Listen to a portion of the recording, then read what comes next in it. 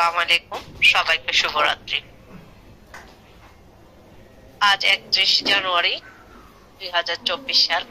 2024 সালের একটা মাস আমরা শেষ করে ফেললাম হাঁটি হাঁটি পা পা করে।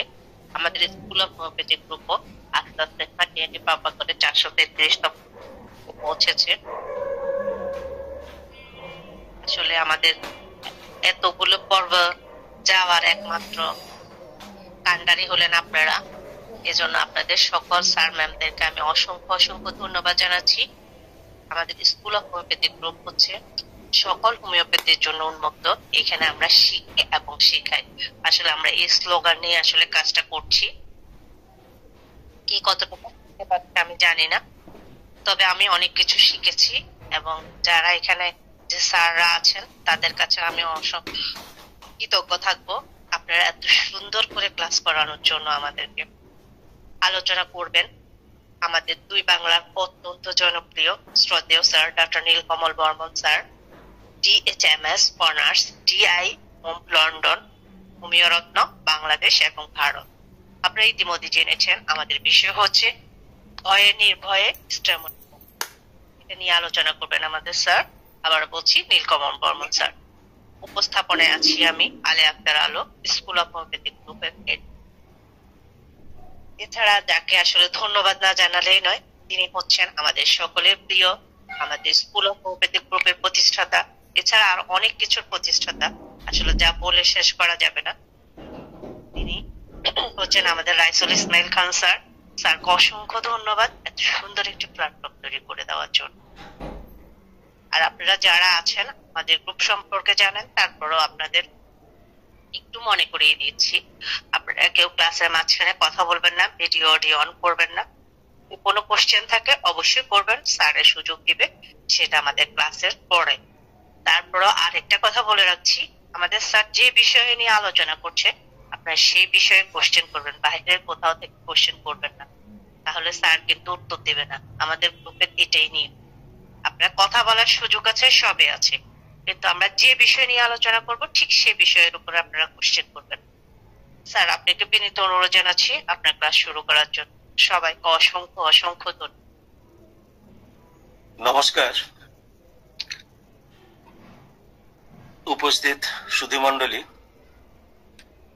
গত ক্লাসে যখন ভয় নিয়ে আলোচনা হয়েছিল তখন আমাদের শ্রদ্ধেয় গিরিধর বিশ্বাস স্যার বেশ কিছু আবেদন রেখেছিলেন বা নির্দেশ যাই বলুন, যে এটাকে একটু কন্টিনিউ করার। আমি তখনই কথা দিয়েছিলাম যে ঠিক আছে, স্ট্র্যামোনিয়াম নিয়ে যখন এত কথাই হলো শেষের দিকে, তো স্ট্র্যামোনিয়ামের একটা পার্ট বলবো যেটা নাম রেখেছিলাম তখনই, সেটা হচ্ছে ভয়ে নির্ভয়ে স্ট্র্যামোনিয়াম। ব্যাপারটা একটু বুঝুন, ভয়ে নির্ভয়ে, অর্থাৎ আমি দুটো পার্টে আলোচনা করব। তার ম্যাক্সিমামটা থাকবে ভয়ের স্ট্র্যামোনিয়াম, আর একটুখানি জায়গা জুড়ে থাকবে স্ট্র্যামোনিয়াম যখন ডেসপারেট হয়, নির্ভয় তার ভিতরে যখন বিরাজ করে, সে তখন কি করে। আমি আপনারা নিশ্চয়ই এইটুকু জানেন যে লেখাটা আমার একটা প্যাশন। আমি ছোটবেলা থেকে লিখতাম, এখনো লিখি। ছোটবেলায় গল্প লিখতাম, এখন গল্পের চলে হোমিওপ্যাথিকে ব্যাখ্যা করার চেষ্টা করি।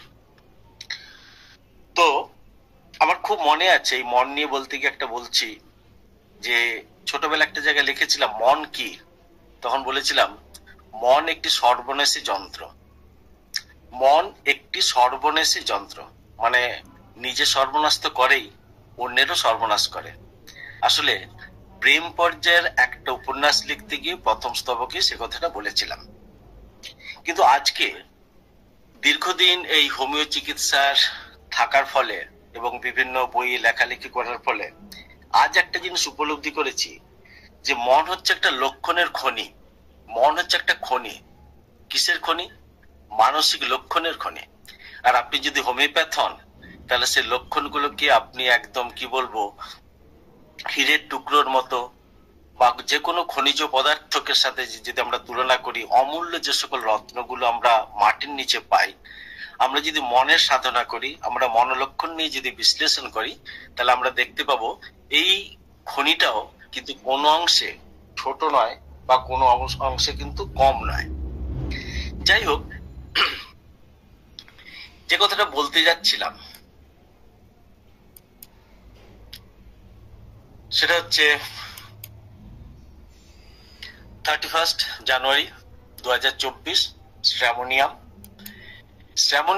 স্ট্র্যামোনিয়ামের যে স্লাইডটা আপনারা এখন দেখছেন,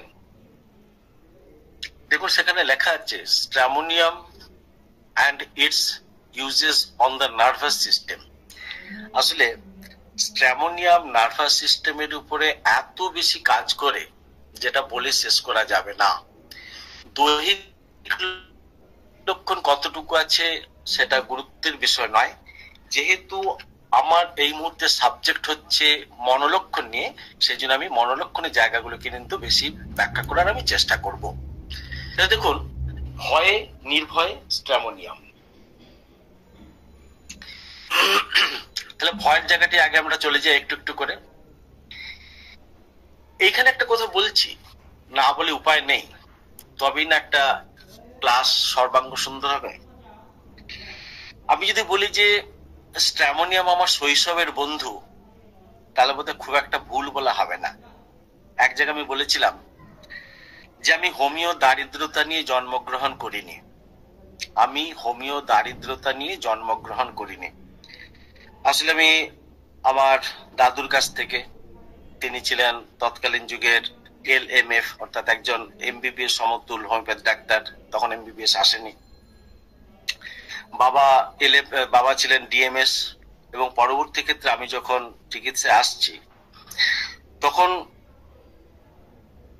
প্র্যাকটিস শুরু করার আগে বিভিন্ন সময় বিভিন্ন রুগীদের সাথে আমার কিন্তু সংস্পর্শ এসেছিল।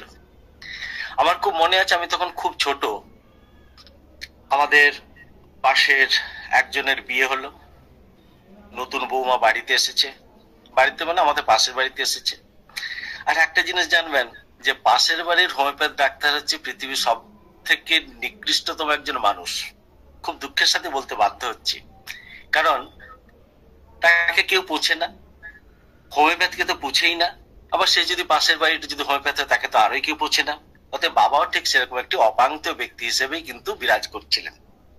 আমি শুধু উপলব্ধি করতাম, দেখতাম, তারা আমাকে ছোট করতো, কিরে তোর বাবা পুরিয়া মূর্তি চলে গেছে। তো তাদের এরকম একটা ইনসাল্টিং কথাবার্তা নিয়ে আমি কিন্তু বড় হচ্ছিলাম। কিন্তু এই যে ভদ্র মহিলা, বিয়ের ঠিক 1 থেকে 1.5 সপ্তাহ পরে তার একটা মানসিক বিকৃতি আমরা লক্ষ্য করতে শুরু করলাম। আমি কিন্তু তখন ছোট, আমি কিন্তু ব্যাপারটা জানি না কিরকম বিকৃতি। উনি যখন তখন প্রলাপ বকেন, যখন তখন চেঁচামেচি করেন, এবং একটা মজার ব্যাপার হচ্ছে উনি সুযোগ পেলেই আমাদের পাশে একটি গাছ ছিল, সে ছোট গাছ, তার উপরে উঠে বসে পা দুলাতে শুরু করেন এবং বক বক বক বক করেই যাচ্ছেন, কাকে গালাগালি দিচ্ছেন, অশ্রাব্য কথা বলছেন, এবং এমন কিছু কথা বলছেন যেন উনি কত লোক তার আশেপাশে ঘুরে বেড়াচ্ছে, উনি তার সাথে বক বক করছেন। তখন তাকে তো সাইকিয়াট্রিক দেখানো হচ্ছে, নতুন বউ, কিছুটা গোপনীয়তার ব্যাপার, কিছুটা সবাই জেনে যাচ্ছে। এইভাবে হতে হতে সাইকিয়াট্রিকে যখন সেটাকে সামলানো যাচ্ছিল না, কোন এক শুভানুধ্যায়ী হয়তো বলেছিলেন যে ডক্টর বর্মনকে একবার দেখান। মানে ডক্টর বর্মন বলতে কিন্তু আমি আমার বাবার কথা বলছি। যদি কিছু হয়, বাবা কিন্তু একদিন খেতে খেতে আমাকে বলছে, it is a case of stramonium, মনে রাখিস। আমি কিন্তু তখন ডাক্তারি পড়বো সেটা কিন্তু আমি জানি না। It is a case of stramonium আমার খুব মনে আছে। এবং মজার ব্যাপার হচ্ছে ওই পরিস্থিতিটা সামলানোর জন্য যখন তাদের লোকেরা বাবার কাছে এসেছিল, বাবা থেকে স্ট্র্যামোনিয়াম 30 দিয়েছিলেন, ওই কাপে করে 1 ফোঁটা ওষুধ স্ট্র্যামোনিয়াম দিয়ে তো তাকে খাইয়ে দেওয়া হতো। খুব মনে আছে, প্রথমে 30, তারপরে 200, এবং পরবর্তী ক্ষেত্রে হয়তো 1M তাকে দেয়া হয়েছিল, সেটা আমার মনে নেই, কিন্তু ভদ্রমহিলা কিন্তু পরবর্তী ক্ষেত্রে সুস্থ হয়েছিলেন। এবার কানাঘুষার একটা ব্যাপার থাকে, আমরা জানতে পারলাম উনি নাকি, আপনারা নিশ্চয়ই জানবেন প্লানচেট বলে একটা কথা আছে, প্লানচেট অর্থাৎ মৃত ব্যক্তিদের সাথে কথোপকথন করা বা তাদেরকে ডেকে এনে তার সম্বন্ধে কিছু জানা, সে কেমন আছে বা এরকম এরকম অনেক ব্যাপার আছে, সেটাকে বলা হচ্ছে প্লানচেট। উনি নাকি বডি মিডিয়া হতেন, অর্থাৎ সেই প্রেতাত্মা যদি কিছু থেকে থাকে তার উপরে নাকি এসে ভর করে। তো এইভাবে দীর্ঘদিন উনি এই ধরনের একটা বিকৃত পরিস্থিতির শিকার হতে হতে এইরকম একটি মানসিক বিকৃতির জায়গা পৌঁছয় এবং তার পরবর্তী ক্ষেত্রে বিয়ে হয়। এবং মজার ব্যাপার হচ্ছে ওই স্ট্র্যামোনিয়াম কিন্তু তাকে সম্পূর্ণভাবে আরোগ্য করেছিল। তো আমি যে একটু আগে বললাম আমার শৈশবের বন্ধু, তখন আমি হোমিওপ্যাথিতে আসবো সেটা আমি জানি না, কিন্তু এইটুকু জেনেছিলাম যে বেশ কিছু মানসিক বিকৃতির জায়গায় যেখানে স্পিরিচুয়াল অথবা স্পিরিট, স্পিরিট মানে হচ্ছে প্রেতাত্মা, স্পিরিচুয়াল মানে হচ্ছে ধার্মিক, দুটোর ভিতরে কিন্তু পার্থক্য আছে। তো এই স্পিরিটের ব্যাপারটা যখন আসে, কাকে প্রভাবিত করে, বা পেশেন্ট যদি সেটা হ্যালুসিনেশনের মাধ্যমে যদি সেটাকে উপলব্ধি করে, এই জায়গাটা কিন্তু হচ্ছে স্ট্র্যামোনিয়ামের এক গুরুত্বপূর্ণ জায়গা। এটা কিন্তু আমি কি বলবো অজান্তে শিখেছিলাম। আমাদের অনেক শেখাই থেকে যায় অজান্তে, পরবর্তী ক্ষেত্রে আমরা ব্যাখ্যা করি, আমরা সেটা বুঝি এবং সেটাকে নিয়ে আমরা এগিয়ে চলি। আর ভূমিকা বা ভনিতা না করে, এই যে ভনিতা শব্দটা বললাম, এই ভনিতাটা কিন্তু খেয়াল রাখবেন স্ট্র্যামোনিয়ামের কিন্তু একটা খুব গুরুত্বপূর্ণ লক্ষণ। আচ্ছা চলে আসুন স্ট্র্যামোনিয়াম সম্বন্ধে ডক্টর বোরিক বিখ্যাত যেটা বই সবার কাছে আছে, তিনি কি বলেছেন একটু দেখে নেওয়া যাক। স্ট্র্যামোনিয়ামের প্রথম কথা উনি লিখেছেন এটা নার্ভাস সিস্টেমের উপর সব থেকে কাজ করে, ভূমিকাতে কথা লিখেছেন। তারপরে মাইন্ড চ্যাপ্টার উনি লিখছেন। দেখুন মাইন্ড চ্যাপ্টারটা এখানে এত বেশি গুরুত্বপূর্ণ, যদি এই কটা শব্দকেও আপনারা যদি মনের ভিতরে গেঁথে নিতে পারেন, যদি মুখস্থ করে ফেলতে পারেন, তাহলে আপনারা, আমি বিশ্বাস করি যে অনায়াসেই আপনি একটি স্ট্র্যামোনিয়ামের রোগীকে চিনতে পারবেন এবং তাকে ঠিক ঠিক সময় ঠিক ভাবে স্ট্র্যামোনিয়াম দিয়ে তাকে সারিয়ে তুলতে পারবেন। আগের দিনে ডক্টর গিরিধর বিশ্বাস স্যার যখন বলেছিলেন তখন আমি বলেছিলাম হ্যাঁ আমার স্ট্র্যামোনিয়ামের উপর আমার প্রচুর কাজ আছে। সেদিন থেকে শুরু করে, সেই ছোটবেলা থেকে শুরু করে আজ পর্যন্ত আমি স্ট্র্যামোনিয়ামে যে খুব ব্যর্থ হয়েছে সে কথা আমি কখনোই বলবো না, কারণ সিলেকশন যেখানে ঠিক হয়েছে স্ট্র্যামোনিয়াম কিন্তু অভূতপূর্বভাবে রেজাল্ট দেখিয়েছে। শুধু একটা কথা আমি বলবো, স্ট্র্যামোনিয়ামের যে সিমটমটা নেই সেটা হচ্ছে জ্বালা যন্ত্রণা ব্যথা। স্ট্র্যামোনিয়ামে যে সিমটমসটা নেই সেটা হচ্ছে জ্বালা যন্ত্রণা ব্যথা। এর বাইরে আপনি যা খুঁজবেন আপনি কিন্তু স্ট্র্যামোনিয়াম মধ্যে পাবেন।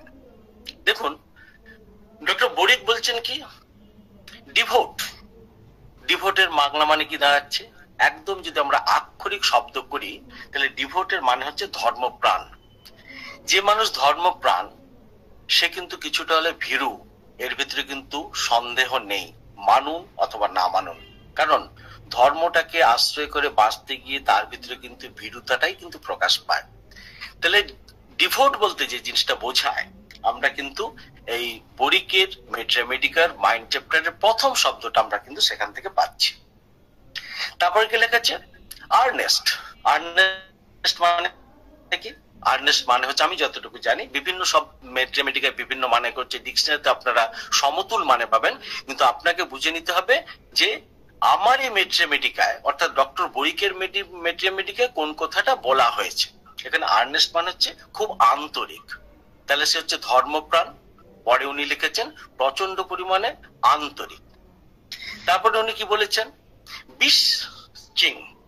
বিশচিং, বিশচিং মানে হচ্ছে একদম মিনতিপূর্ণ, যে কাতরে মিনতি করে। অ্যান্ড সিজলেস টকিং, যার কথা কখনোই শেষ হয় না, অনর্গল সে কথা বলে চোখে, জাস্ট লাইক দ্য ল্যাকেসিস।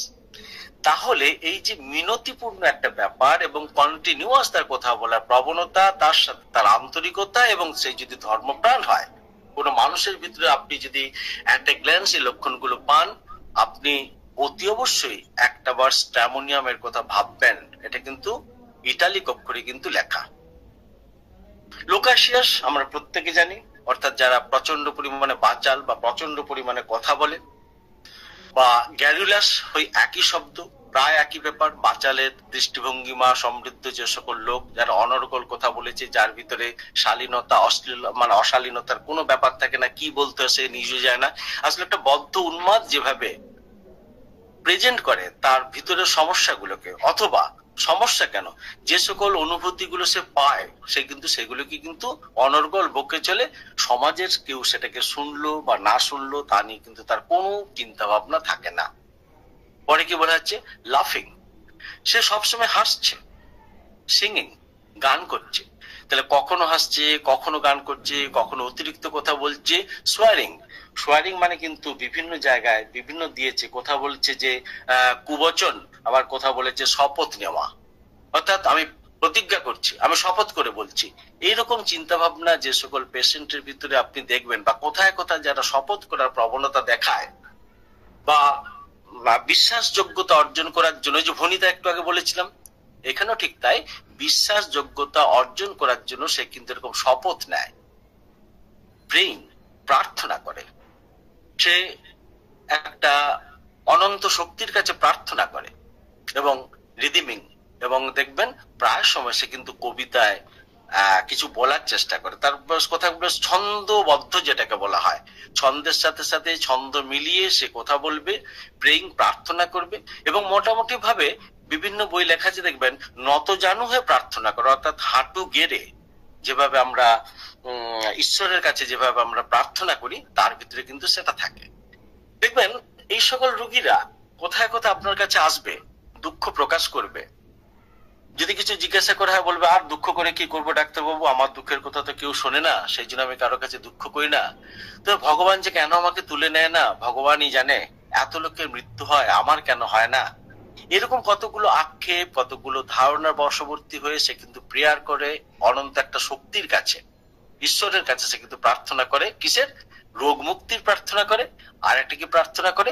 তাকে যেন ঈশ্বর ঠিক সঠিক সময় তুলে নেয়, অর্থাৎ তার জন্য মৃত্যুটা অচিরেই হয়, এরকম একটা চিন্তা ভাবনা কিন্তু ওই রোগীটার মধ্যে আমরা লক্ষ্য করি। এবার দেখুন যে গল্পটা বলেছিলাম, সি ইজ ঘোস্ট, সে বিভিন্ন ধরনের ভূত, প্রেত বা প্রেতাত্মা এগুলো কিন্তু দেখতে পায়। হিয়ার্স ভয়েস, তাদের কথা কিন্তু সে শুনতে পায়। যে আমি বৌদির কথা যেটা বললাম, আমার পাশের বাড়ির বৌদি, মানে তখনকার ছোট অবস্থায় আমি যাকে বৌদি বলে ডাকতাম, সেও কিন্তু বিভিন্ন ধরনের কণ্ঠস্বর শুনতে পারতো। টক্স উইথ স্পিরিট, অর্থাৎ ওই প্রেতাত্মা বা অপদেবতা বা দেবতা বলে যদি কিছু থাকে, তাদের সাথে সে কিন্তু অনর্গল কথা বলে। কখনো বাস্তবোচিত ভাবে পাশের লোকটির সাথে কথা বলছে, অথবা অধিকাংশ সময় এমন একটা হ্যালুসিনেশন বা এমন একটা মগ্নতার ভিতরে সে বসবাস করে, সে যেন সেই প্রেতাত্মাকেও দেখতে পাচ্ছে, তাদের কণ্ঠস্বর শুনতে পাচ্ছে এবং তাদের সাথে সে কথা বলছে। পরের লাইনটা দেখুন, rapid changes from joy to sadness, খুব দ্রুত একটা উচ্ছ্বাস, আনন্দপূর্ণ জায়গা, এবং একটু পরেই তার ভিতরে কিন্তু দেখা যাচ্ছে একটা স্যাডনেস, একটা হতাশা বা একদম নিঝুম ভাব। এই চঞ্চল, এই একদম শান্ত, যেটাকে আমরা অনেক সময় ইগনেশিয়ার সাথে তুলনা করলে করতে পারি। তারপরে ডক্টর বড়ি কি লিখেছেন, ভায়োলেন্ট অ্যান্ড লিউড। ভায়োলেন্ট মানে হচ্ছে কোথায়? তীব্র, তার কথাবার্তা ব্যবহার একদম ক্ষিপ্র, তীব্র হয়ে ওঠে, এবং তার সাথে সাথে একটা লিউডনেস, অর্থাৎ একটা কামুকতা প্রকাশ পায়। খেয়াল করবেন কিছু মানুষের ভিতরে দুটো দ্বৈত চরিত্র বিকাশ পায় একসাথে। কখনো সে ধর্মান্ধ হয়ে গিয়ে একদম সেক্স জিনিসটা অপরাধমূলক একটা জায়গায় দাঁড়িয়ে আছে বলে ধর্মান্ধের জায়গায় গিয়ে দাঁড়িয়ে এটাকে একদম বঞ্চিত করছে, আর ঠিক পর মুহূর্তেই দেখা যাচ্ছে সে এতটাই কামুক হয়ে উঠছে যে তখন তার ধর্ম জিনিসটা কিন্তু মন থেকে একদম মুছে যাচ্ছে। এই যে ডুয়েল ভাইসি ভার্সা যেটাকে আমরা বলি, একটার সাথে একটা সম্পূর্ণ বিপরীত ভাবে দাঁড়িয়ে আছে, আমরা কিন্তু এই জিনিসটা স্ট্র্যামোনিয়ামের মধ্যে খুব সুন্দরভাবে পাই। পরের লাইনটা দেখুন কি সুন্দরভাবে লেখা আছে, ডিলিউশন অ্যাবাউট হিজ আইডেন্টিটি। সে একটা বিভ্রান্তির জায়গা থাকে। কিসের? অ্যাবাউট হিজ আইডেন্টিটি, তার নিজের যে পরিচয়, সেটা সে কে, সেই পরিচয়টা কিন্তু সে হারিয়ে ফেলে, অথবা সেইটা নিয়ে একটা বিভ্রান্তি জায়গা থাকে। সে কখনো নিজেকে বিশাল রাজা বলে মনে করছে, কখনো প্রজা বলে মনে করছে, কখনো থেকে গরিব বলে মনে করছে, কখন সে উপযুক্ত স্বামী নয় বলে মনে করছে। অর্থাৎ সংসারে তার যে একটা আইডেন্টিটি আছে, সেইটা সম্বন্ধে কিন্তু সে একটা সম্পূর্ণ বিভ্রান্তিকর জায়গা দাঁড়িয়ে যায়। থিংস হিমসেলফ টল, সে মনে করে সে বিশাল লম্বা হয়ে গেছে, double and a part missing. দেখুন এই যে থিঙ্কিং হিমসেলফ টল, এটা আমরা অনেক মেডিসিনই পাই। তো অন্যতম একটা মেডিসিন হচ্ছে প্লাটিনা। সে এত গর্বিত, সে সবকিছুকে নিজেকে বড় দেখে, এবং নিজেও সে যেন বড়, সবাই তার কাছে ছোট। সে ডাবল, সে দুটো হয়ে গেছে, যেটা আমরা পেট্রোলিয়ামের মধ্যে দেখি। বা আমরা অনেক সময় ককুলাসের মধ্যে দেখেছি এই ডাবলিং, অথচ দুখানা বা থুজার মধ্যে আমরা দেখি, অথবা এই পার্ট মিসিং, তার কোনো একটা অঙ্গ যেন হারিয়ে গেছে, এরকম একটা সে হ্যালুসিনেশন বা ডিলুশন বা যাই বলুন, এরকম একটা বিভ্রান্তিকর একটা মানসিকতা নিয়ে কিন্তু সে বাঁচে। তারপরে কথাটা দেখুন, রিলিজিয়াস ম্যানিয়া, অর্থাৎ সে সম্পূর্ণভাবে ধর্মীয় ভাবে উন্মাদ থাকে। সে ধর্মের বাইরে কোনো কিছু চিন্তা ভাবনা করতে পারে না, তার ধর্মটাকে সর্বশ্রেষ্ঠ করে মনে করে, এবং যার সাথে যেভাবে সে কথা বলছে ধর্ম ছাড়া সে কখনোই অধর্মের কথা বলে না, তার কাছে সেটা কিন্তু সব থেকে ধ্যান জ্ঞান এবং একমাত্র কাম্য জিনিস বলে সে মনে করে। তারপর লাইনটা দেখুন, can not beer solitude or darkness, অর্থাৎ সে একাকিত্ব অথবা অন্ধকার একদম পছন্দ করে না বা সহ্য করতে পারে না, একাকিতে থাকতে পারবেই না। আরেকটা কি, ডার্কনেস। এই দুটো সিমটম কিন্তু আমরা খুব পাই। আর এর সিমটমস গুলো কম বেশি পেলেও আপনি যদি এই স্ট্র্যামোনিয়াম যেটা নিয়ে আলোচনা হচ্ছে তার রোগী পান, দেখবেন স্ট্র্যামোনিয়ামের রোগী কখনোই ডার্কনেস পছন্দ করে না। সে ঘরে থাকবে, আলো জ্বেলে ঘরে থাকবে, নাইট বাল্ব তাকে জ্বালতেই হবে। আলো না জ্বাললে তার ঘুম হবে না, আলো নিভে গেলে সে কিন্তু আঁতকে উঠবে, তার সাফোকেশন শুরু হয়ে যাবে। আর একটা ব্যাপার কি, যে এই অন্ধকার ঘরে অন্যান্য লোকেরাও যেরকম অনুমান করে কোথায় তার দরজাটা আছে বা কোথাও তার জানালাটা আছে বা ইলেকট্রিকের সুইচটা কোথায় আছে সে যেরকম খুঁজতে পারে, আমাদের স্ট্র্যামোনিয়ামের রোগী কিন্তু অন্ধকার করে একদম স্থবির হয়ে যায়, দাঁড়িয়ে যায়, তার সাফোকেশন শুরু হয়, সে কিন্তু এক কদম পর্যন্ত হেঁটে যেতে পারে না। কারণ কি, তার একটা এত ভীতি, এত একটা ভয় এই অন্ধকারকে, যে সেখান থেকে সে মুক্তি পায় না। আর কি হয়, সে সলিটিউড অর্থাৎ সে একাকিত্বকে একদম মানতে পারে না, সবসময় তার কাছে সঙ্গী চাই চাই আর চাই। পরের লাইনটি লক্ষণ কি রয়েছে, have must light and company, তার আলো তাকে লাগবেই, যেদিক থেকে হোক, জানালার একটা জায়গা থেকে হলেও তার একটু আলো তার ঘরে দরকার, এবং কোম্পানি তার চাই, কারণ সে একা থাকতে পারে না, প্রচন্ড ভয় পায়। পরের লাইনটা কি বলেছে, সাইট অফ ওয়াটার, অর্থাৎ জল দেখতে পেলে, জলকে দেখলে, or anything glittering brings on spasm, যে কোনো জিনিস যেটা গ্লিটারিং অর্থাৎ উজ্জ্বল চকচক করে, সেইটা দেখলে কিন্তু তার ভিতরে একটা স্পাজম শুরু হয়ে যায়। কিসের স্পাজম? একটা আতঙ্ক শুরু হয়, যার জন্য সে কখনো উজ্জ্বল জিনিস বা জলের জিনিস কিন্তু সে সহ্য করতে পারে না। অনেকটা হচ্ছে হাইড্রোফোবিনাম বলে যে মেডিসিনটা আছে তার মতো। আরেকটা কি বলে যে ডেলিরিয়াম, তার ভিতরে একটা প্রলাপ বকার স্বভাব, উইথ ডিজায়ার টু এসকেপ, অর্থাৎ সেখান থেকে পালিয়ে যাবার একটা প্রচন্ড ইচ্ছা, কোনো একটা ভীত জায়গা থেকে সে নিজেকে তো থাকতেই পারে না, পলায়ন বৃত্তি যেটাকে আমরা বলি, অর্থাৎ পালিয়ে যাওয়ার যে একটা জায়গা, আনফরচুনেট যে সার্কামস্টান্স যেগুলো হয়, সেই সকল জায়গাগুলো থেকে সে কিন্তু নিজেকে পালিয়ে বাঁচতে চায়। এই আর তিনটে মেডিসিনে ডক্টর বরিক বলেছেন, সেটা হচ্ছে বেলেডোনা, ব্রায়োনিয়া এবং রাস্টাক্স। তাহলে এই ছিল স্ট্র্যামোনিয়ামের একটা মানসিক একটা জায়গা, যেটা আমরা বিখ্যাত একটা বই অর্থাৎ বরিকের মেট্রিমেটিক আমরা যেটা পাচ্ছি। আলোচনা হলো, এবার চলে আসুন আমি যে জিনিসটা এবার আরেকটু ডিপলি আপনাদের সাথে আলোচনা করতে চাই, সেটা হচ্ছে যে আমি যেটা বলছিলাম ভয়ে নির্ভয়ে, অর্থাৎ চলে আসুন আরেকটু ডিটেলস আমরা যাই, ভয়ের চ্যাপ্টারটা নিয়ে আলোচনা করি। এগুলো কিন্তু রুব্রিক, আমরা যারা হোমিওপ্যাথি নিয়ে একটু মাথা ঘামাই, চিন্তা ভাবনা করি, আমরা কিন্তু খুঁজে বেড়ানোর চেষ্টা করি সেই রুব্রিকের জায়গাগুলো, যে রুব্রিকটা কি হবে। এরকম বিভিন্ন বই আমরা অনেক সময় শুধু মাইন্ড নিয়ে যারা কালচার করেছি, তারা কিন্তু এই ধরনের রুব্রিক গুলোকে ইনস্ট্যান্ট আমরা তৈরি করে ফেলি। একটা মানুষ কথা বলা, কেউ হয়তো বললো, ওরে বাবা ডাক্তারবাবু কি বলবো, আমি তো একদম কুকুরকে সহ্য করতে পারি না, বা কোনো পশু আমার একদম প্রচন্ড ভয় লাগে। তাহলে আমরা তখন রুব্রিকটা কিভাবে সাজাবো? ফিয়ার অ্যানিমেল অফ আমরা বলতেই পারি। তো অথবা আমি তো একদম অন্ধকার, আমি বাবাকে কি বলি, ডাক্তারবাবু অন্ধকার যেন আমার কাছে একটা মানে এর জায়গা, সন্ত্রাসের জায়গা, তাহলে আমরা সেখানে বলি ফিয়ার, ডার্কনেস অফ। এইভাবে তো আমরা মডার্ন বর্তমান যুগে ব্যাখ্যা করছি, বা ডক্টর কেন্টের যে রেপার্টরি আছে সেখান থেকে আমরা সেটা ব্যাখ্যা করছি, এতে কোনো সন্দেহ নেই। তো যদি আলফাবেটিক্যালি এই ফিয়ার সম্বন্ধে, স্ট্র্যামোনিয়ামের ফিয়ার সম্বন্ধে যদি আমরা আলফাবেটিক্যালি আলোচনায় যাই, তাহলে যে সকল লক্ষণগুলোকে নিয়ে আমরা গুরুত্ব দেবো, সেগুলো দেখুন কি, ফিয়ার, অ্যাপ্রিহেনশন, ড্রেড। এটা হচ্ছে 1 নম্বর রুব্রিক আলফাবেটিক্যালি সাজানোর জন্য, ইভেন ইন নাইট। অর্থাৎ তার যে চেতনা, তার যে ভীতিভাব, সেটা কিন্তু সম্পূর্ণ সন্ধ্যা থেকে রাত্রি পর্যন্ত কিন্তু বাড়তে থাকে, জাস্ট লাইক দ্য সিফিলিনাম। তাহলে সিফিলিনামের রোগী যেরকম সন্ধ্যা থেকে তার সমস্ত কষ্ট রাত্রে বাড়তে থাকে, এখানে কিন্তু স্ট্র্যামোনিয়ামের রোগীদের অন্য কোনো দৈহিক কষ্ট নেই, তার মানসিক যন্ত্রণা, মানসিক উদ্বেগ, মানসিক ভয় সবকিছু কিন্তু সন্ধ্যা থেকে সারা রাত ধরে কিন্তু চলতে থাকে। তাহলে সেখানে আমরা রুব্রিকটা কি পাবো? শুধু স্ট্র্যামোনিয়াম নিয়ে যেহেতু আলোচনা হচ্ছে, স্ট্র্যামোনিয়ামের রুব্রিকটা আমি এখানে বলার চেষ্টা করছি, ফিয়ার, অ্যাপ্রিহেনশন, ড্রেড, নাইট। তারপরে কি পাবো আমরা? Alone to being night. রাত্রেবেলা সে একদম একা থাকতে পারে না। নাইট, রাত্রেবেলায় সে কখনোই একা থাকতে পারে না, কারণ তার তাতে প্রচন্ড পরিমাণে ভয় হয়। পরেরটা কি পাবো? Fear animal of.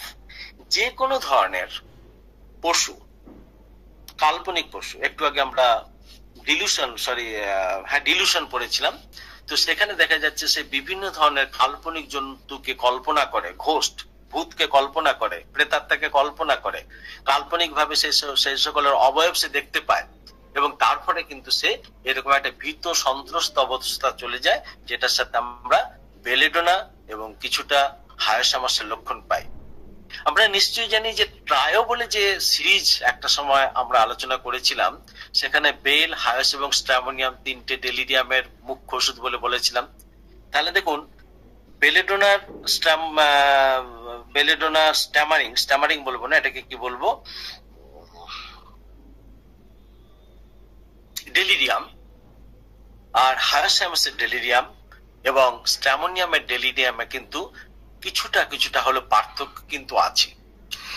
আরেকটা কি হয় এখানে, তাহলে যে অ্যানিমেলের জায়গায় তার এত ভীত সন্ত্রস্ত ব্যাপার, তার পিছনে কিন্তু অনেকগুলো যুক্তি আছে।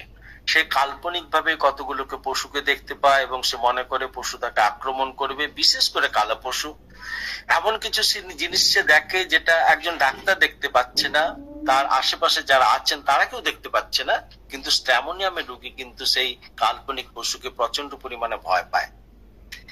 আরেকটা দেখুন, এই যে শুধু তো ভয়ের ব্যাপার, তাহলে দেখা যাবে কি অ্যাপ্রোচিং হিম অফ আদার, নিজেকে অন্যের কাছে যে অ্যাপ্রোচ করা, তুলে ধরা বা তার সন্নিবেশিত হওয়া, তার কাছে গিয়ে কথা বলা, এই জিনিসটা কিন্তু স্ট্র্যামোনিয়ামের রোগীরা পারে না।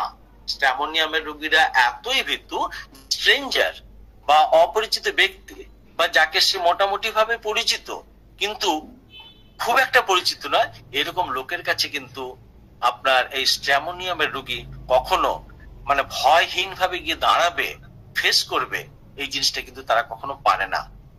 আরেকটা কি বলা হচ্ছে, ফিয়ার ব্ল্যাক অফ এভরিথিং। যে কোনো জিনিসের কালো যা কিছু আছে সেটা কিন্তু সে একদম সহ্য করতে পারে না। ভয় সহ্য মানে কি আনবিয়ারেবল নয়, ইনটলারেন্স নয়, ফিয়ার। সে সেটাকে ভয় পায় বলে কিন্তু সে সেই জিনিসগুলো থেকে দূরে থাকে। তাহলে স্ট্র্যামোনিয়াম আর একটা কি ফিয়ার, সেটা হচ্ছে কি ডার্ক অফ। যে কোনো অন্ধকার, যে কোনো জায়গার যেখানে অন্ধকার, কিন্তু জানবেন যে আপনার এই স্ট্র্যামোনিয়ামের রোগী প্রচন্ড আতঙ্কিত হয়ে যাবে। এই সকল রোগীরা যখন অন্যের বাড়িতে যায়, দেখবেন সে একটা টর্চ নিয়ে যাচ্ছে, সবসময় তাকে রাখে, কারণ যদি লোডশেডিং হয়ে যায়, যদি অন্ধকার হয়ে যায়, এই ভয়ে সেই অবস্থা একটা যাতে ভয়ঙ্কর অবস্থা তার কাছে না আসে, সেই জন্য সে তা থেকে মুক্তি পাওয়ার জন্য সে কিন্তু একটা টর্চ তার কাছে কিন্তু সে রাখবে। পরেরটা দেখুন, ফিয়ার ডিলিউশন, ফিয়ার ফর্ম। এটা এমন একটা রুব্রিক, দেখুন ওর পরে আমি দুটো স্টার দিয়ে রেখেছি। দুটো স্টার দেওয়ার মানে হচ্ছে এটা, এই রুব্রিকটা একদম সিঙ্গেল রুব্রিক। এই সিঙ্গেল রুব্রিকটা অন্য কোনো মেডিসিনে আজ পর্যন্ত নথিভুক্ত বা লিপিবদ্ধ করা হয়নি। এই যে ফিয়ার অফ ডার্ক বা ফিয়ার অফ ব্ল্যাক ক্যাট বা অ্যানিমেল বা যাই বলুন না কেন, অন্যান্য অনেক মেডিসিনে কিন্তু কোথাও ফার্স্ট গ্রেড, কোথাও সেকেন্ড গ্রেড, কোথাও থার্ড গ্রেড হিসেবে বিবেচিত হয়েছে, কিন্তু এই ফিয়ার ডিলিউশন, ফিয়ার ফ্রম, এইটা কিন্তু একমাত্র স্ট্র্যামোনিয়ামের মধ্যে আমরা পাই। দেখুন সাজাগুলো দেখুন, কোথাও ক্যাপিটালে লিখেছি, অর্থাৎ সেগুলো তার ফার্স্ট গ্রেড, যেটা নর্মালে লিখেছি সেটা তার থার্ড গ্রেড রাখা আছে, কোথাও পরবর্তী স্লাইডে গিয়ে আমরা দেখবো ইটালিক ভাবে আছে, সেটাকে আমরা সেকেন্ড গ্রেড, আমরা কিন্তু এভাবে ব্যাখ্যা করেছি। তাহলে ফিয়ার ডগ অফ আমরা পেলাম, কুকুরকে সে প্রচন্ড পরিমাণে ভয় পায়, যেভাবে আমরা বেলেডোনা পাই বা টিউবার কুলিনামের মধ্যে আমরা পাই, বা হায়ারসামাসের কিন্তু কিছুটা হলে আমরা কিন্তু পাচ্ছি ফিয়ার ডগ।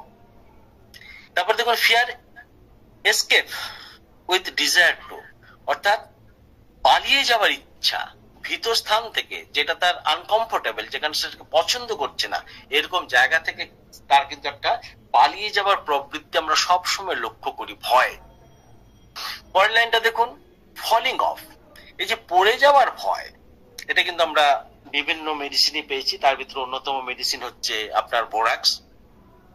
এখানে কিন্তু আমরা সেই জিনিসটা পাই, সে কিন্তু পড়ে যাবার একটা ভয় থাকে, ভবিষ্যতের ভিতরে আমরা পেয়েছি।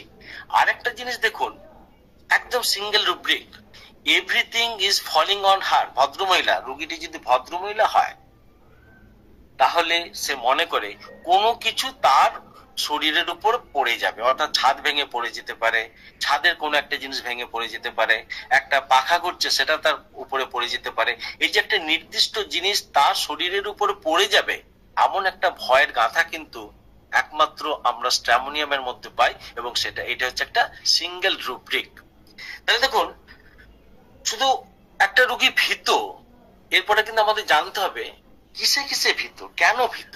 এই জিনিসটা আমরা যদি ঠিক ভাবে অ্যানালাইসিস করি, আমরা যদি বুঝতে পারি, তাহলে কিন্তু আমাদের ওষুধ নির্বাচন পরবর্তী ক্ষেত্রে কিন্তু অনেকখানি কিন্তু সুন্দর হয়ে ওঠে।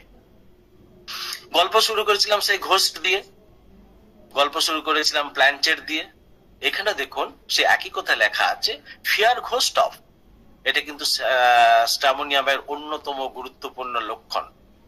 তারপরে কি লেখা আছে, ইমাজিনারি থিংস অফ, বিভিন্ন ধরনের ভয়ের, তার ডিটেকটিভ গল্প পড়বে, আর ভয়ের মজার বা ভয়ের আতঙ্কগ্রস্ত কতকগুলো কাল্পনিক চিত্র চোখের সামনে দেখে তারা কিন্তু মুখ লুকিয়ে নেবে, চাদরের ভিতরে শুয়ে পড়বে, অথবা মুখটাকে ঢেকে নেবে। এই যে একটা প্রবণতা, এটা কিন্তু স্ট্র্যামোনিয়ামের খুব গুরুত্বপূর্ণ একটা লক্ষণ।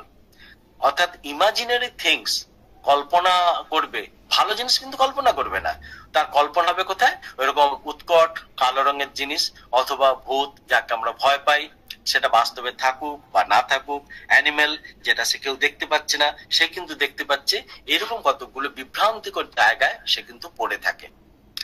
আরেকটা খুব গুরুত্বপূর্ণ লক্ষণ আমরা স্ট্র্যামোনিয়ামের মধ্যে পাই, সেটা হচ্ছে একটা ফিয়ার ইনজিওর্ড অফ বিং, অর্থাৎ সে আঘাতপ্রাপ্ত হবে, এই চিন্তাটা ভাবনা কিন্তু তাকে কুড়ে কুড়ে খায়। এই লক্ষণটা আমরা অনেক সময় আর্নিকার মধ্যে পাই। আর্নিকার দাদু বলে একটা কথা আছে, সে দূর থেকে সমস্ত নাতিপুতিদের খেলা দেখবে কিন্তু কোলের কাছে আসতে দেবে না, কারণ তার সবসময় ভয় হয় যদি নাতিপুতি এসে তার ওই কোলে বসতে গিয়ে যদি তার ব্যথা লাগিয়ে দেয় তাহলে তো তার কষ্ট হবে। তাহলে যে ফিয়ার ইনজিওর্ড অফ বিং, আঘাত পাওয়ার ভয়, এটা কিন্তু আর্নিকাতে যতটা আছে আমরা কিন্তু স্ট্র্যামোনিয়ামের মধ্যে কিন্তু ঠিক ততটাই পাই। আর একটা কথা খেয়াল রাখবেন, এই যে ইনজিওর টু বিং, এটা কিন্তু মানসিক আঘাতকেও কিন্তু শনাক্ত করে, মানে মানসিক আঘাতের ক্ষেত্রে কিন্তু আমরা এই রুব্রিকটাকে আমরা কিন্তু নিতে পারি বা নিয়ে থাকি। পরের লাইনটা দেখুন, ফিয়ার ইনসেন্টি, পাগল হয়ে যাওয়ার ভয়, লসিং হিজ রিজন অফ, কোনো কারণ ছাড়াই। এই লক্ষণটা সমতুল ভাবে আমরা ক্যানাবিস ইন্ডিকা এবং ক্যানাবিস স্যাটাইভার মধ্যে কিন্তু আমরা লক্ষ্য করি, কিন্তু তার সাথে সাথে আমরা কিন্তু স্ট্র্যামোনিয়ামের fear insanity, losing his reason of, এটা কিন্তু একটা খুব গুরুত্বপূর্ণ লক্ষণ, আমাদেরকে কিন্তু মনে রাখতে হবে। আরেকটা জিনিস, এটা অন্যান্য ক্লাসে বিভিন্ন সময় বলেছি, যে এই যে দাড়ি কাটতে গিয়ে পুরুষ মানুষ কিছু ভয় পায়, এই যে জায়গাটা, এটা কিন্তু তার লক্ষণটা কিভাবে রুব্রিকে সাজানো হয়েছে, স্ট্র্যামোনিয়ামে বলা আছে fear mirror in room of, অর্থাৎ ঘরে যদি কোনো প্রকার আয়না থাকে সে কিন্তু সে আয়নার দিকে তাকাতে পারে না, তার ভয় হয় পিছন থেকে বোধহয় কোনো একটা অজানা পশু বা জন্তু তাকে আক্রমণ করবে, তাকে এই মুহূর্তে বোধহয় একটা দেখতে পেয়ে যাবে, বা সে দেখতে পাচ্ছে, তার অ্যাটেন্ডেন্স যাচ্ছে, সে কিন্তু দেখতে পাচ্ছে না কিন্তু সে কিন্তু দেখতে পাচ্ছে। এই যে একটা ডিলিউশন বা একটা হ্যালুসিনেশন, এই জিনিসটা কিন্তু আমরা এই স্ট্র্যামোনিয়ামের মধ্যে প্রভূত পরিমাণে পাই। কারণ কি, আরেকটা হয় সে কিন্তু কোনো প্রকার উজ্জ্বল আলো, যেটা আমরা একটু আগের ফার্স্ট স্লাইডে আমরা দেখেছিলাম, যে এই যে glittering brings on spasm, anything glittering, যেটা অতিরিক্ত চকচক করে উজ্জ্বল করে, অর্থাৎ সে কিন্তু এই জিনিসটাকে কিন্তু সহ্য করতে পারে না, ভয় পায়। আরেকটা জিনিস দেখুন, স্ট্র্যামোনিয়ামের ভয়টা আরো কোথায়, নয়েজ রাশিং ওয়াটার অফ, অর্থাৎ জলের যে আওয়াজ, কল থেকে জল পড়ছে, ঝর্ণার জল পড়ছে, একটা জল বয়ে যাচ্ছে, নদীর জল বয়ে যাচ্ছে, রানিং ওয়াটার বা রাশিং ওয়াটার, বা তার যে আওয়াজ, সে কিন্তু প্রচন্ড পরিমাণে ভয় পায়। অর্থাৎ জলাতঙ্ক বলতে আমরা যে জিনিসটা বুঝি, হাইড্রোফোবিয়া, এই জিনিসটার অন্যতম গুরুত্বপূর্ণ লক্ষণ, এবং তার অন্যতম মেডিসিন আমরা যদি বিচার করি, তাহলে কিন্তু আমরা স্ট্র্যামোনিয়ামকে কখনো কিন্তু আমরা ভুলবো না। আরেকটা ফিয়ার আমরা পাই, সেটা হচ্ছে সাফোকেশন অফ, অর্থাৎ শ্বাস রোধ হয়ে যাওয়ার মতো একটা অবস্থা তার ভিতরে কিন্তু পাওয়া যায়। এটা একটু আগে কোথায় বলেছিলাম, ওই অন্ধকার ঘরে ইলেকট্রিক চলে গেছে, সে একদম অসহায় নিঃসহায়ের মতো যখন দাঁড়িয়ে পড়ে, তখন কিন্তু তার এই সাফোকেশন শুরু হয়। অর্থাৎ সাফোকেটিং যে সকল ড্রাগ গুলো আছে, তার ভিতরে অন্যতম কিন্তু হচ্ছে, তার সাথে সাফোকেশন, তার সাথে একটা ভয়, এটা যদি সংমিশ্রিত অবস্থায় পাই, তাহলে স্ট্র্যামোনিয়াম কিন্তু one of the best medicine. পরের লাইনটা দেখুন, টানেল অফ, দুটো স্টার দিয়ে রেখেছি কেন, একটু আগে বলেছিলাম, যেখানে আমি দুটো স্টার দিয়েছি জেনে রাখবেন এই লক্ষণটা আর কোনো মেডিসিনে নেই। অর্থাৎ সুড়ঙ্গ পথে যদি কেউ যেতে গিয়ে তার এই ধরনের প্রচন্ড পরিমাণে ভয় হয়, সে কোনোভাবে সুড়ঙ্গ দিয়ে যেতে পারছে না, গুহাতে নামতে পারছে না, যেতে পারছে না, it is a peculiar symptoms of stramonium. আর সব থেকে লাস্টে যেটা রুব্রিক আছে, সেটা হচ্ছে ফিয়ার ওয়াটার অফ, অর্থাৎ জলের ভয়, সেটা রানিং ওয়াটার হোক অথবা স্টেবল ওয়াটার হোক, কোন অবস্থাতে কিন্তু তারা এই জায়গাটাকে সম্মুখীন হতে পারে না, মানে কি তারা এই জায়গাটা সমঝোতা করতে পারে না। এই জিনিসটা কিন্তু আমরা খুব ভালোভাবে এই স্ট্র্যামোনিয়ামের মতো মেডিসিনে কিন্তু আমরা লক্ষ্য করি। তাহলে দেখুন, একটু আগে আমি বলেছিলাম স্ট্র্যামোনিয়ামের ব্যথা জ্বালা যন্ত্রণার সে খুব একটা অভিযোগ করে না, সেই যে সকল অভিযোগগুলো করে সেটা হচ্ছে তার মানসিক একটা বিশৃঙ্খলার জায়গার। আর যেটা গুরুত্বপূর্ণ লক্ষণ হচ্ছে এটা, যে রোগী এসে কিন্তু আপনাকে কতটা বলবে সেটা কিন্তু আপনাকে ভাবতে হবে। আসলে এই ধরনের রোগীরা নিজেরা আসে না, বাড়ির লোকেরা তাকে নিয়ে আসে। আমি একটা সময় অন্য হয়তো মেডিসিন দিয়ে, আসলে দেখুন এ কথাটা তো হাজারবার সত্য, চিকিৎসার জায়গাটা একটা জার্নি। আপনি চিকিৎসার প্রথম 10 বছর যে সকল মেডিসিন গুলো ব্যবহার করেছেন একটা বিশেষ ক্ষেত্রে, পরবর্তী 10 বছরে গিয়ে কিন্তু সেই মেডিসিন গুলো আপনি ব্যবহার নাও করতে পারেন, বা কেস টেকিং এর তারতম্যে যখন আপনার চিন্তা ভাবনা গুলো যখন আরো হোমিওপ্যাথিক্যালি পারফেক্ট, কথাটা শুনুন, হোমিওপ্যাথিক্যালি পারফেক্ট হচ্ছে, তখন আপনার কেস টেকিং এর স্টাইল নিশ্চয়ই বদলে যাচ্ছে, আপনিও অভিজ্ঞ হচ্ছেন, আপনিও বুঝতে পারছেন যে কোন জায়গায় আমাকে সাইকোটিক, কোন জায়গায় সিফিলিটিক, কোন জায়গায় টিউবারকুলার অথবা শরিক মেডিসিন দিতে হবে। তার সাথে নিশ্চয়ই আপনি একথাও ভাবতে শুরু করবেন যে আমি নসুর দিয়ে ট্রিটমেন্ট চালিয়ে যাব, কি আমি সার্কোট দিয়ে চালাবো, কি আমি অন্য যে সকল মেডিসিন আছে, অর্থাৎ ভেজিটেবল কিংডম বা অ্যানিমাল কিংডম বা মিনারেল কিংডম বা এরকম কোন মেডিসিন, সেটা নিয়ে আমাদের কিন্তু অনেক সময় অনেক ধরনের চিন্তা ভাবনা কিন্তু করতে হয়। তার সাথেও আমাদের কিন্তু দেখতে হয় পাস্ট হিস্ট্রির কথা, রুটটা কোথায়, এর কারণটা কি।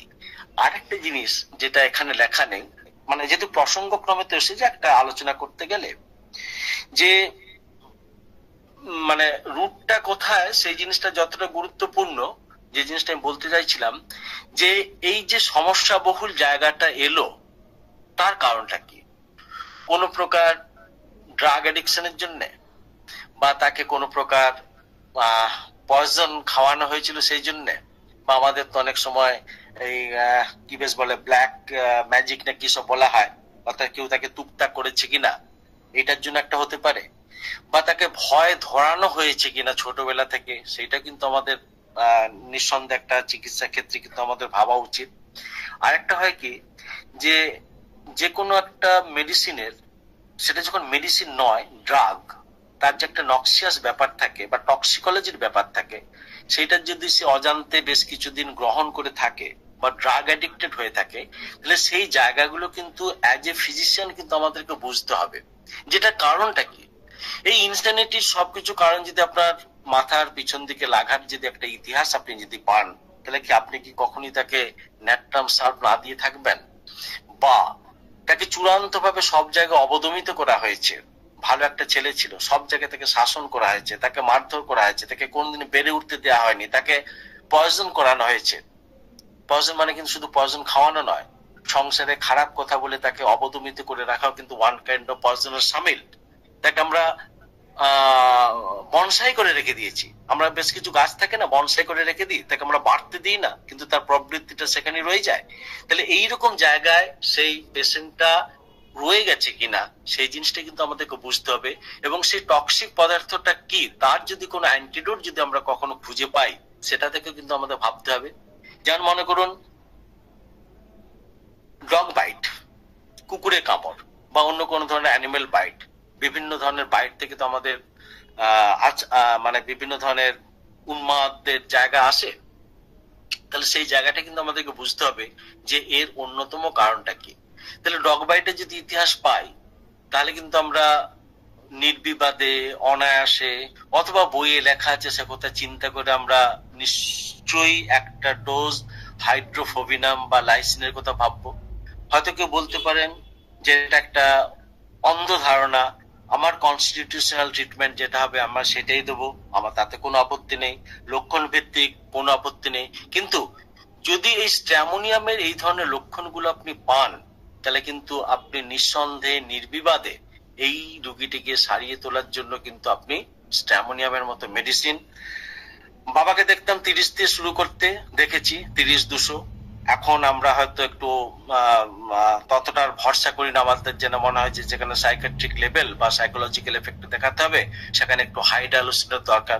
ডক্টর কেন যেটা বলেছেন, দেখুন সেটা সম্পূর্ণ নির্ভর করছে আপনার চিন্তা ভাবনার উপরে, বা রোগীটা কতটা ভায়োলেন্ট হচ্ছে, কতটা দ্রুত আপনি তার রিপিটেশন অফ ডোজ করবেন, বা একটা মেডিসিন দিয়ে আপনি কতক্ষণ অপেক্ষা করবেন, বা ঘুরিয়ে বলা যায় একটা রোগী আপনাকে কতদিন অপেক্ষা করতে বাধ্য করবে, সেটা কিন্তু অনেকখানি নির্ভর করে সেই রোগীটার পরিস্থিতির উপর। যদি দেখেন যে মেডিসিন দেওয়ার পর সে বেশ ভালো রেসপন্স করছে, তার অন্যান্য কষ্টগুলো একটু একটু করে কমছে, তার বাড়ির লোক এসে বলছেন ডাক্তারবাবু ওষুধটা বেশ কাজ করেছে, তার আবার পেশেন্টের বাড়ির লোকেরা এসে বলে ডাক্তারবাবু ওই ওষুধটা আরেকবার দিন তো, বেশ ভালো ওষুধ। এটা আপনার বিচার্য, সেটা ভালো ওষুধ কিনা আপনি বুঝবেন। এটা আপনি কি বিচার করবেন যে যে মেডিসিনটা দিয়েছেন সেটাকে রিপিট করবেন কিনা, স্ট্রোক দিয়ে খাওয়াবেন কিনা, বা হায়ার পোটেন্সিতে আপনি যাবেন কিনা, সেটা সম্পূর্ণ কিন্তু আপনার ব্যাপার। তাহলে ব্যাপারটা হচ্ছে এটাই যে নার্ভাস সিস্টেমের উপর যে সকল ওষুধগুলো কাজ করে, স্ট্র্যামোনিয়াম কিন্তু তার ভিতরে অন্যতম। আরেকটা জিনিস জানবেন, এই যে আমি এতক্ষণ একটা সাপ্রেশনের কথা বললাম বা অবদমিত করে রাখা হয়েছিল তাকে, সেখানে কিন্তু দেখবেন এই সমতুল লক্ষণগুলো থাকলেও তার সে অবস্টাকেল কাটানোর জন্য আপনাকে কিন্তু একটা বার স্ট্যাফিসেগ্রিয়ার মতো মেডিসিন কিন্তু আপনাকে দিলেও দিতে হতে পারে। আমি যখন দেখি যে স্ট্র্যামোনিয়ামের ভায়োলেন্সের ব্যাপারগুলো শেষ হয়ে আসছে, কিন্তু অবদমিত জায়গাগুলো এখনো তার শেষ হয়নি, মেইনটেনিং কজ হিসেবে এখনো রয়ে গেছে, সেরকম জায়গা কিন্তু আমি স্ট্র্যামোনিয়ামের পরে স্ট্যাফাসিগিটার মতো মেডিসিন, বিশেষ করে তারা যদি মহিলা হয়ে থাকে, আমি কিন্তু দেওয়ার জন্য মানে আমার হাত চুলকোয় যাকে বলা হয়। কেন? কারণ আমাদের এই পুরুষ শাসিত সমাজে ছেলেদের চেয়ে মেয়েরা কিন্তু সাংসারিক জায়গায় অনেক বেশি হীনমন্যতার শিকার, এবং তাদেরকে কিন্তু একদম কোণঠাসা করে রাখা হয়। তার চিন্তা ভাবনাকে আমরা প্রশ্রয় দিই না, তার কথাবার্তা গুলোকে আমরা মানতে চাই না, শ্বশুর বাড়িতে গিয়ে তাকে আমরা বিন্দু মাত্র কি বলে সম্মান জানাই না। এইরকম বিভিন্ন ধরনের ঘটনার কারণে সে যদি দিনের পর দিন ওইরকম একটা রুইন কন্ডিশনে পৌঁছে যায়, তাহলে কিন্তু স্ট্র্যামোনিয়ামের পরে স্ট্যাফাসিগ্রিয়া এবং আরেকটা মেডিসিন সেটা থেকে গেছে, লাগে খেয়াল রাখুন, পারলে দেবেন, দিতেই বলছি না, সেটা হচ্ছে কার্সিনোসিন। কার্সিনোসিন ছাড়া আমার মনে হয় এই জার্নিটাকে বোধহয় কখনই কমপ্লিট করা যায় না। তো আমি ধারাবাহিকভাবে কম বা বেশি যাই হোক বললাম, ব্যক্তিগত অভিজ্ঞতার কথা তো প্রথম থেকে বলেছি, একদম শৈশব থেকে বাবার হাত ধরে স্ট্রামোনিয়াম শেখা, আর আজকে নিজে এসে যে স্ট্রামোনিয়ামের জায়গাটা দেখছি, তার ভিতরে রুগী হয়তো অনেক আছে, আকাশ পাতাল হচ্ছে তাদের চিন্তা ভাবনা, প্রেসক্রাইবিং পয়েন্ট অথবা তাদের সাফল্য। শুধু ওষুধ দিলেই যে তার সেরে যাবে এটা কখনো ভাববেন না। এই সকল সাইকিয়াট্রিক রুগীদের সার্কামস্ট্যান্স, অর্থাৎ যে পরিবেশে সে প্রতিপালিত হচ্ছে সেটা আপনাকে কিন্তু ঠিক করতে হবে। যে সকল পেরেন্টসরা বা বাড়ির লোকেরা তাকে নিয়ে আসছে তার সাথে খোলামেলা আলোচনা করুন, তাকে বোঝান, তাদেরকে বোঝান যে এই রুগীটিকে সুস্থ করতে গেলে আপনাদের সহযোগিতা কিন্তু সম্পূর্ণভাবে দরকার। যদি তারা, বাড়ির লোকেরা যদি তাকে সম্পূর্ণভাবে সহযোগিতা না করে, আপনি কিন্তু কখনোই সেই লাস্ট গোল পর্যন্ত পৌঁছতে পারবেন না, কোনোদিন কোন ম্যাচ জিততে পারবেন না, সাময়িকভাবে হয়তো তাকে কমিয়ে রাখতে পারবেন। তাহলে একজন ফিজিশিয়ান হিসেবে আপনার দায়িত্বটা কিন্তু অনেকখানি। এর সাথে একটা কথা খেয়াল রাখবেন, এই সকল রুগীদের কখনো হাইলি প্রোটিন দেবেন না, মাশরুম জাতীয় জিনিস দেবেন না, বা যে সকল জিনিসগুলোতে উত্তেজনা বাড়ে সেগুলো দেবেন না। চেষ্টা করবেন তাকে মিষ্টি কম খাওয়াতে, চেষ্টা করবেন তাকে কফি বা ড্রিঙ্কস যাতে না করে, অ্যালকোহলিক হ্যাবিট যাতে তার মধ্যে বিন্দু মাত্র না থাকে। চেষ্টা করবেন রাত্রের দিকে সে যাতে কফি না খায় বা গ্যাস হয় এরকম কোনো জিনিসগুলো সে যেন না খায়। এবং তার সাথে বড় ব্যাপার হচ্ছে, যদি কোনো এলোপ্যাথিক ওষুধ দেখিয়ে যদি সাইকিয়াট্রিক ওষুধ যদি তাকে দেওয়া হয়ে থাকে, আস্তে আস্তে সেগুলোকে উইথড্রল করার চেষ্টা করুন। কারণ তারা অবদমিত করার চেষ্টা করছে, তাকে ঘুম পাড়ানোর চেষ্টা করছে, তাদের নার্ভকে অকেজ করে তাকে শান্ত করার চেষ্টা করছে। আর আপনি চেষ্টা করছেন আপনার মেডিসিন দিয়ে তাকে শান্ত নয়, তাকে সুস্থ করার। তাহলে একজন চাইছে তাকে শান্ত করতে গায়ের জোরে, আর আপনি তাকে করছেন সুস্থ করতে একটা আদর্শের জোরে। বিজ্ঞানের, কোন বিজ্ঞানের? না, হোমিওপ্যাথিক বিজ্ঞানের। অতএব এই দুটোর যে তারতম্য, এটা যতক্ষণ না বুঝতে পারবেন বা বোঝাতে পারবেন, আমি মনে করি কখনোই, যতই আপনি স্ট্রামোনিয়াম বুঝুক, কখনোই কোনো সাইকিয়াট্রিক রোগীকে কিন্তু সাফল্যের জায়গায় পৌঁছতে পারবেন না। আর একটা কি, কাউন্সিলিং এর দরকার। রুগীকে কাউন্সিলিং করুন, রুগীর পাশে বসুন, রুগীকে সহযোগিতা করুন, তার প্রিয়জন এবং প্রয়োজন দুটোই আপনি হওয়ার চেষ্টা করুন। তবে কি কিন্তু এই ধরনের উন্মাদ রুগীদের কিন্তু আপনি সাহায্য করতে পারবেন। এটুকু